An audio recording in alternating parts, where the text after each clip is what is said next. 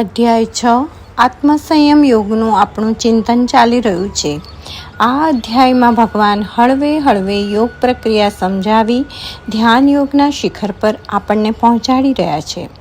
શ્લોક 16 અને 17માં ધ્યાન યોગના નિયમો, આહાર વિહાર તથા જાગૃતિ નિંદ્રાના નિયમો બતાવ્યા છે. આ નિયમોનું જે પાલન કરી રહ્યા છે તે સાધકોની સ્થિતિ શું હોય? ધ્યાનની પરિપૂર્ણતા આપણે શી રીતે અનુભવી શકીએ? ધ્યાનનું અંતિમ યથાર્થ બિંદુ શું હોઈ શકે? આ સર્વ બાબતો ભગવાન હવે 18 થી 22 શ્લોકમાં બતાવવા જઈ રહ્યા છે. યદા વિનિયતમ ચિત્તમ આત્મન્યેવાવતિષ્ઠતે નિસ્પૃહ સર્વકામેભ્યો યુક્ત ઇત્યુચ્યતે તદા. અહીંયા વિનિયતમ આ શબ્દ અંડરલાઈન કરવા જેવો છે. વિનિયતમ એટલે વિશેષપૂર્વક, નિયમપૂર્વક. ગીતાકાર જણાવી રહ્યા છે કે વિશેષ રીતે નિયમ પ્રમાણે કંટ્રોલ કરેલું ચિત્ત આત્મામાં જ સ્થિર થાય છે અને તેને કોઈ કામના હોતી નથી. યોગી બનવામાં ભગવાન મુખ્ય વાત મનની સ્થિરતાની કરી રહ્યા છે. જેને શાંતિ મેળવવી છે તેણે મનને સ્થિર કરવું જ પડે. યોગાભ્યાસનો અર્થ એટલો જ કે સંસારમાં જે કાંઈ બુરાઈ દેખાય છે તે દેખવાનો દોષ સ્વયંમાંથી કાઢવાનો છે. ગુલાબના છોડ પર રહેલા કાંટા આપણને અણગમતા લાગે, પણ તેની ઉપયોગિતા વિચારવાની છે. કાંટા થકી જ ફૂલનું રક્ષણ થાય છે. કાદવ આપણને ગંદકી રૂપ લાગે, પણ તળાવના એ જ કાદવમાં કમળ ખીલે છે. શુદ્ધ સ્વિમિંગ પુલના પાણીમાં કમળ ક્યારેય ન ઉગી શકે. તેથી સૃષ્ટિમાં ભગવાને બધું જ વ્યવસ્થિત કર્યું છે, સુંદર કર્યું છે. આ વિચારીશું ત્યારે મન શાંત થશે, કામનાઓ ઓછી થશે, બધા જ વિકારો પર કંટ્રોલ આવશે અને વિકારોનું ઉર્ધ્વીકરણ થશે. ક્રોધ આવે પણ દુર્ગુણો અને દુર્વૃત્તિ જોઈને. લોભ રહેશે પણ જ્ઞાન મેળવવાનો, સદ્ગુણ કેળવવાનો. કામના પણ રહેશે પરંતુ પ્રભુને ગમવાની, પ્રભુ કાર્ય કરવાની કામના રહેશે. મન શાંત રહેશે તો વિવિધ વિકારો સદ્ગુણોમાં પરિવર્તિત થતા જશે. ક્રોધ ક્ષમામાં, લોભ દાનમાં અને કામના પ્રેમરૂપી ઉર્જામાં પરિવર્તિત થશે. ચિત્તમાંથી અશુભ વિચારો, અશુભ વૃત્તિ નષ્ટ કરીશું ત્યારે જ નિસ્પૃહતા આવશે, ચિત્ત સ્થિર થશે અને કર્મયોગમાં સફળ થવાશે. આવા યોગીની ચિત્ત અવસ્થાનું વર્ણન ભગવાને 19મા શ્લોકમાં ઉદાહરણ સહિત સમજાવ્યું છે. યથા દીપો નિવાતસ્થો નેગતે સોપમા સ્મૃતા યોગીનો યત્ત ચિત્તસ્ય યુંજતો યોગમાત્મનઃ. સ્પંદનવાળા વાયુરહિત જગ્યામાં રહેલા દીપકની જ્યોતિ જેમ સ્થિર રહે છે, પ્રકાશિત રહે છે, કંપન અનુભવતી નથી, તેમ જેણે પોતાના મનને સ્થિર કર્યું છે તેની અહીંયા ઉપમા આપવામાં આવી છે. વિચારોનો પ્રવાહ સતત આપણા મનમાં ચાલુ જ રહે છે. પ્રતિપળ એક વિચાર વિલીન થાય અને બીજો નવો વિચાર ઉત્પન્ન થાય. આ વિચાર પ્રવાહ વિષય લાલસાઓના તરંગોથી કંપતો હોય છે. તેને વિશેષ પ્રયત્ન કરીને કંટ્રોલમાં લાવવાનો છે, સ્થિર કરવાનો છે અને ત્યારે આત્મજ્યોતિનો પ્રકાશ વધારે મળતો જશે. જીસસ ખ્રિસ્ટને જ્યારે ક્રોસ ઉપર લટકાવવામાં આવ્યા ત્યારે તેમની ઉંમર માંડ 33-34 વર્ષની હતી. ખીલા ઠોકાય છે હાથ અને પગમાં. શારીરિક દુઃખ તો તેમને થયું જ હશે, કારણ તેઓ પણ માણસ હતા. તેમણે આકાશ સામે જોયું, ભગવાનને ફરિયાદ કરવા. પણ અંતિમ ક્ષણોમાં ફરિયાદ શા માટે? વિચાર પ્રવાહ આખો બદલાઈ ગયો અને આત્મજ્યોતિનો પ્રકાશ થયો. અંદરથી અવાજ આવ્યો, હે પિતા, એમને માફ કરજો, તેઓ જાણતા નથી કે તેઓ શું કરે છે. અને આંખો બંધ કરી દીધી.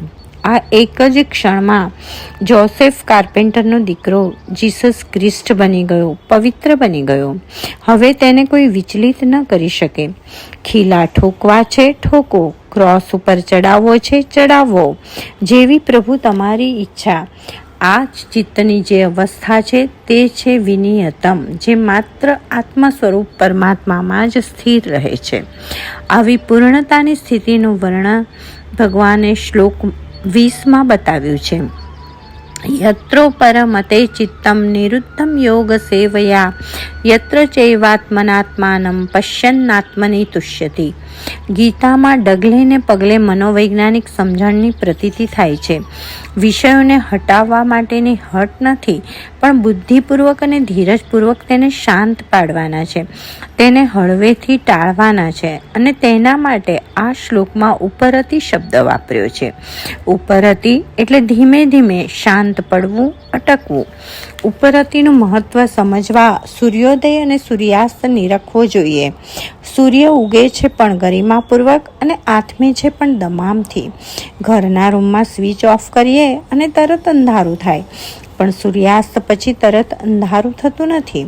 ધીમે ધીમે અજવાળાની માત્રા ઘટતી જાય છે. તેને ઉપરતી થાય છે તેમ કહી શકાય.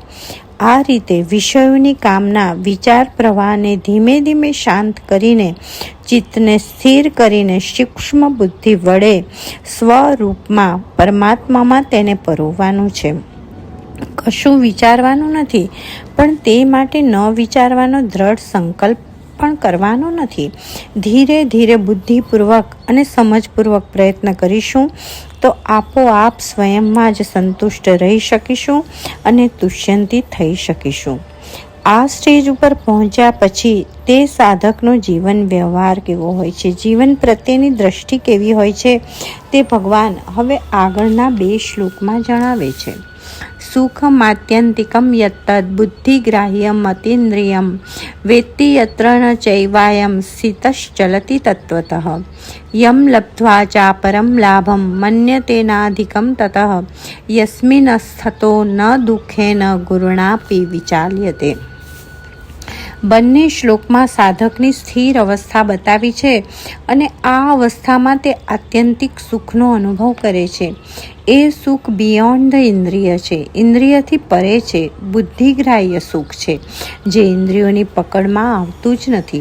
આ સ્થિતિમાં પહોંચ્યા પછી માણસને કોઈ ડર નથી હોતો, મૃત્યુનો પણ નહીં. જેની આત્મજ્યોતિ તેજસ્વી બની, જે આત્માના સ્વરૂપ સાથે તલ્લીન થયો, તેને કોઈ દુઃખ લાગતું જ નથી. તેણે બ્રહ્માનંદનો સ્વાદ લીધેલો છે, તેથી તેને બધું જ તુચ્છ લાગે છે.